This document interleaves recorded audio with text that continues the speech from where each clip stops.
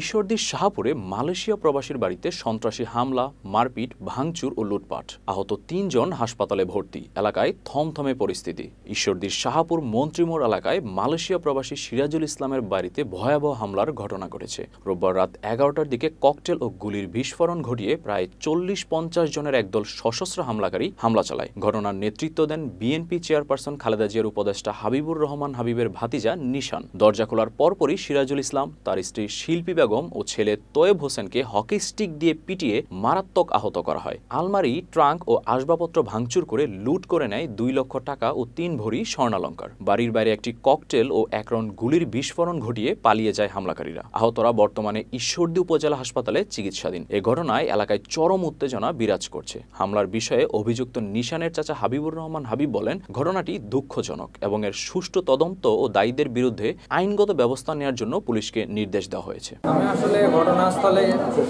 গেছি কালকে। ওরা বের হয়ে যাওয়ার পরে আমার সম্পর্কে আমার ফ্রেন্ড, আমি যাওয়ার পরে দেখি যে ওইখানে বাড়ির ভিতরে মানে ভাঙচুর, লুটপাটের একটা পরিত্যক্ত, ঠিক আছে। পরে আমি ওইখানে যাই সারি চায়ের দোকানে যাই সারি লোকজনের মাঝখানে জিজ্ঞাসা করার পরে ওনারা বলছে যে হ্যাঁ, এখানে ৪০-৫০ জন আসছিল। আসার পরে মনে করেন যে মানে অতর্কিতভাবে হামলা, মারধর এবং বের হয়ে যাওয়ার সময় গুলি করছে, ককটেল মারছে। এরা এলাকার লোকজন দেখছে, এলাকার লোকজন জানে। এরা আসলে মূলত আসছিল মূল উদ্দেশ্যই ছিল লুটপাটের।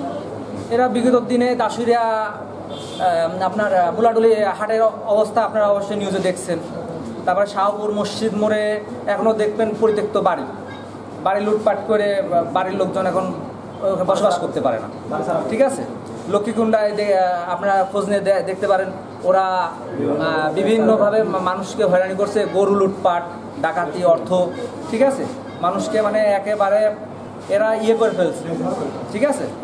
মানে একদম সন্ত্রাস, এরা নৈরাজ্য সৃষ্টি করছে, জিম্মি করে ফেলছে সাধারণ মানুষ। আমরা মানে খুবই আতঙ্কের মাঝখানে চলাফেরা করছি।